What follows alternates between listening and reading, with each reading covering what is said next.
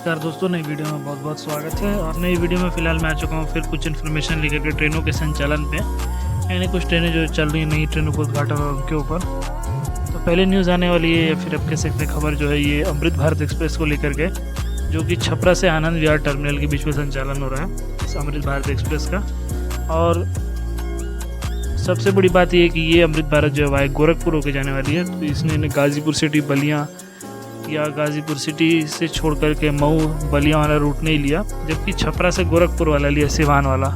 तो इस बीच में संचालन हो रही है। तो उम्मीद थी कि गाज़ीपुर हो सकती है वाया, या वाया मऊ होनी चाहिए थी, पर नहीं हुई। वाया गोरखपुर होकर के दिल्ली को जा रही है। तो जो भी लोग अगर ट्रैवल करने का सोच रहे हैं दिल्ली जाने का, दिल्ली से आने का त्यौहार के लिए, तो इस ट्रेन में दे सकते हैं, क्योंकि इस ट्रेन का संचालन अभी शुरू हुआ। तो इसमें आपको टिकट मिलने की जो उम्मीद रहेगी, और इसमें स्लीपर ट्रेन है पूरी, तो आराम से आप टिकट करा के ठंड के मौसम में, ठंड नज़दीक आ रही है तो आप इसमें टिकट देख के करा के आ सकते हो उसके अनुसार। और फिर एक अमृत भारत होने वाली है मुजफ्फरपुर से चारपल्ली, जो कि हैदराबाद में, उसके भी संचालन हो रहा है। तो जो भी मुजफ्फरपुर से हैदराबाद के बीच में ट्रैवल करना चाहता है, या फिर उन जिस भी स्टॉप पे ट्रेन रुकते हैं, तो इसमें आप टिकट देख सकते हैं। वैसे ये बिहार साइड को मिली हुई ट्रेन है, और बहुत सारी ट्रेनों का एक्सटेंशन भी हुआ है, जैसे कि जो लेजेंडरी वैशाली सुपरफास्ट एक्सप्रेस जो नई दिल्ली से सहरसा के बीच चलती है, उसका एक्सटेंशन जो है ललित ग्राम तक कर दिया गया है। तो पहले सुपरफास्ट थी, वो सुपरफास्ट कैटेगरी से उसे हटा दिया गया, नॉर्मल मेल एक्सप्रेस पर डाल दिया गया। और इस ट्रेन का ऑलरेडी मेरे हिसाब से 3 बार एक्सटेंशन हो चुका है। पहले ही चलती थी समस्तीपुर तक, फिर समस्तीपुर से इसका एक्सटेंशन बरौनी हुआ था,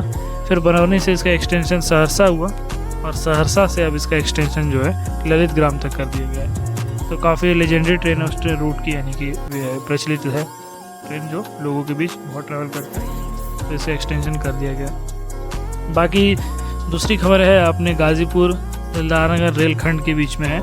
इस पे जो है मालगाड़ियों का संचालन जो है जुलाई के महीने से शुरू हुआ था। मालगाड़ियाँ जो है डेली बेसिस पे चल रही थी, मतलब खाली मालगाड़ी जाती थी, लोडेड नहीं जा रही थी, खाली वैगन जो थे, खाली डब्बे, वो जा रहे थे।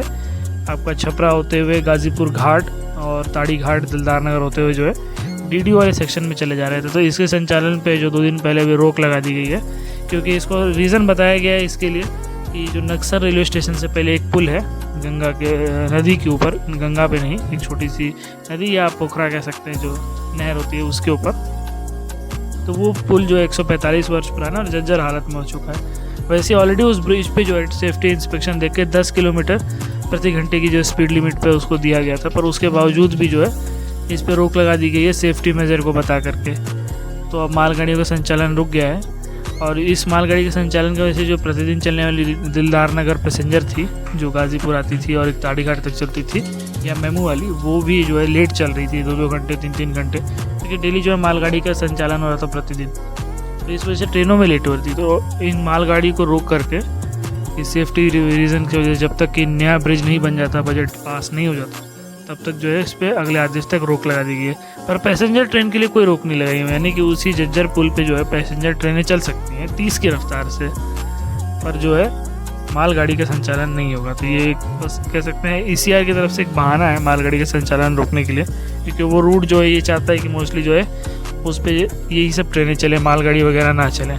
आपकी क्या राय है इसके ऊपर, जो मालगाड़ी का संचालन बंद हुआ है दिलदारनगर ताड़ी घाट और गाज़ीपुर सिटी रेलखंड पे?